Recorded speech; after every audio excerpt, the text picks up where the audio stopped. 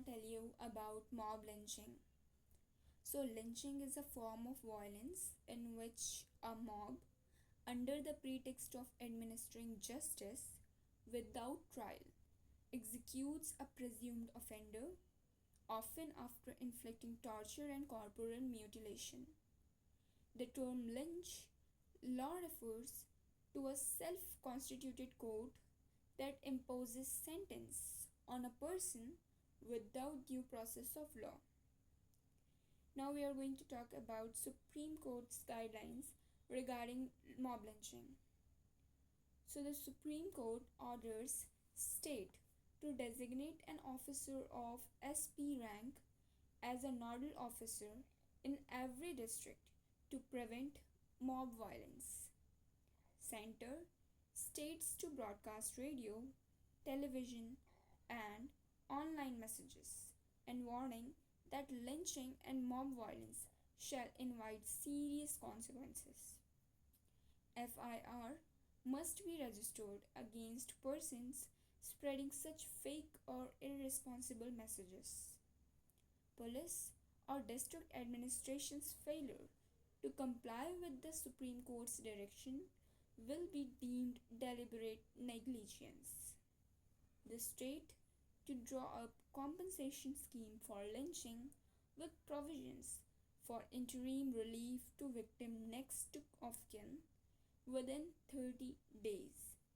Lynching cases to be tried by the fast track courts in each district and preferably concluded in 6 months.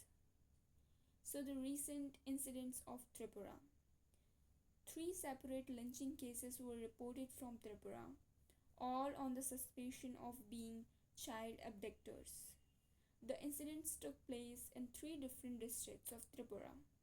The victims were a woman, a hawker from Uttar Pradesh, and a man hired by the Tripura government to fight rumor mongering. Following the incidents of lynching, Tripura DGP A.K. Shukla said, "It has been noticed that SMS, WhatsApp, and social media platforms such as Facebook, Twitter, and YouTube are being widely used for transmission of fake images and videos, as well as text messages which have potential to incite violence in the state at a larger rate." आइए जानते हैं हम mob lynching को। Lynching हिंसा की एक ऐसी प्रकार है जिसमें भीड़ मौके पर त्वरित न्याय करने की गरज से बिना किसी सुनवाई के ही आरोपित को अभियुक्त मानते हुए पीट पीट कर या उसका अंग भंग करने के बाद जान से मार देती है। भीड़ का कानून शब्द का अभिप्राय एक स्वनियोजित अदालत से है जो बिना किसी कानूनी प्रक्रिया को अपनाए ही किसी व्यक्ति पर अपने फैसले को थोप देता है। मॉब लिंचिंग के संबंध में सुप्रीम कोर्ट के दिशा निर्देश। फर्स्ट पॉइंट है, सर्वोच्च न्यायालय ने मॉब लिंचिंग रोकने के लिए सभी राज्यों के प्रत्येक जिले में पुलिस अधीक्षक स्तर के अधिकारी को एक नोडल अफसर के रूप में नामित करने का निर्देश दिया है। सेकंड पॉइंट है, केंद्र और राज्य सरकारों को रेडियो, टेलीविज़न और ऑनलाइन यह संदेश तथा चेतावनी जारी करनी चाहिए कि लिंचिंग या भीड़ द्वारा की गई हिंसा के गंभीर दुष्परिणाम भुगतने होंगे। थर्ड पॉइंट है, इस तरह के झूठे और गैर जवाबदेही वाले संदेश फैलाने वालों के खिलाफ FIR दर्ज करना चाहिए। फोर्थ पॉइंट है, सर्वोच्च न्यायालय के निर्देशों के अनुपालनों में पुलिस प्रशासन की विफलता उनके द्वारा जानबूझकर कर दी गई लापरवाही मानी जाएगी।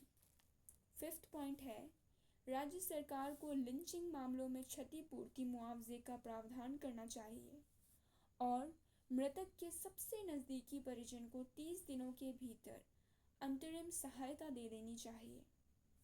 सिक्स्थ पॉइंट है, लिंचिंग की सुनवाई हर एक जिले में बनी त्वरित अदालत यानी कि फास्ट ट्रैक कोर्ट्स में की जाए और इसे 6 महीने के भीतर पूरी कर ली जाए। त्रिपुरा में हुई हालिया घटनाएं। त्रिपुरा के 3 जिलों में लिंचिंग के 3 मामले दर्ज किए गए हैं। इन तीनों ही घटनाओं में आरोपितों पर बच्चों की तस्करी का शक जताया गया था।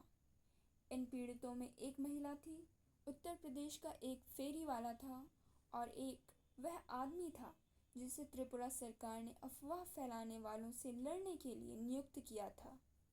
लिंचिंग की इन वारदातों को देखते हुए त्रिपुरा के डीजीपी ए.के. शुक्ला ने कहा, यह देखा गया है कि एसएमएस, व्हाट्सएप और सोशल मीडिया के मंच जैसे कि फेसबुक, ट्विटर और यूट्यूब के जरिए फर्जी फोटो और पाठ संदेश प्रसारित किए जाते हैं, जिनमें राज्य में बड़े पैमाने पर घृणा फैलाने की क्षमता होती है।